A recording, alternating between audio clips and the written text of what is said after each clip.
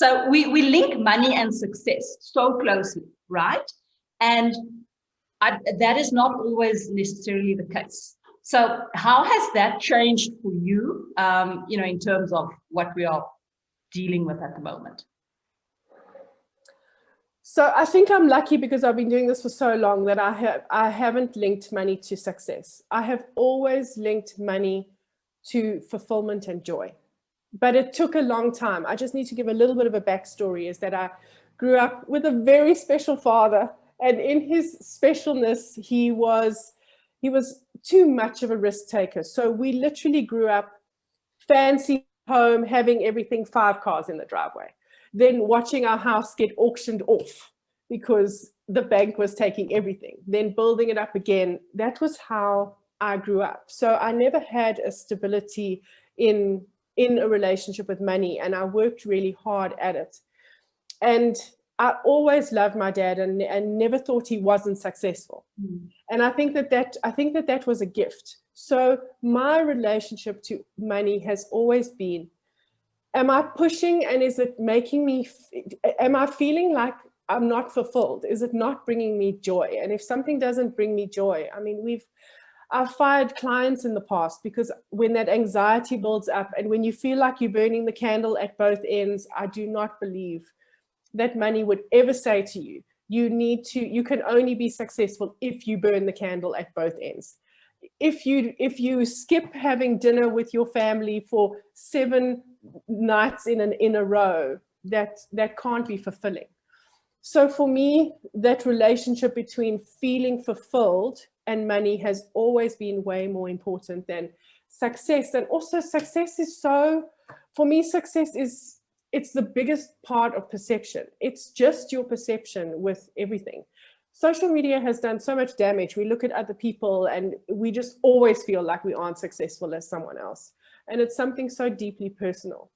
And for me, instead of you trying to think that you have to impact the whole world, just know that you get to impact your world. And then there's so much success in that.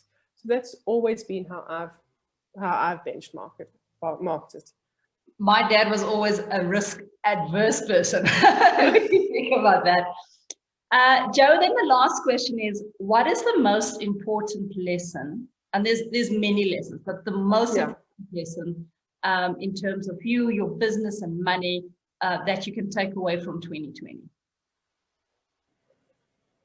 I will never plan too far in advance again. I will never literally say, this is the vision that I have for myself for the next 5 years, for the next 2 years, for the next 2 months. So much of what we do in Lifeology is we help people structure what are the things that you're going to say. So we don't call them affirmations, we call them intentions. But that has shifted for me so much this year. Like even those intentions and everything has stopped for me.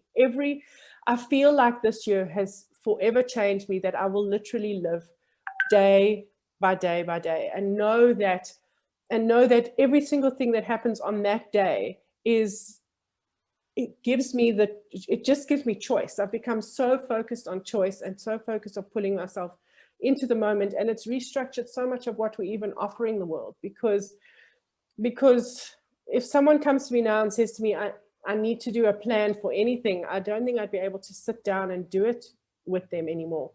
That's the biggest thing. If you had told me that I would be closing a business, doing all of those things when I had plans, one of my staff members, she was going to take over, I was going to do this, that was energy wasted, even though it was a beautiful vision for myself. And that's the biggest thing for me, is 2020 has pulled me so into the present. It has made me so present. And now I know I can't even worry 2 days ahead or 3 days ahead, especially looking at the bank account. I could get a call tomorrow and something could change. So Greg and I, we don't do these projections of let's talk about, the end of January 2021, which is what we used to do. We're like, let's see what happens in 2 days, in 3 days, in 4 days time. It's so different. And that's what it's really done. Joe, thank you so very much for your time, for your vulnerability. We appreciate it. We appreciate you. Thanks very much. Thank you so much. Thanks for the opportunity.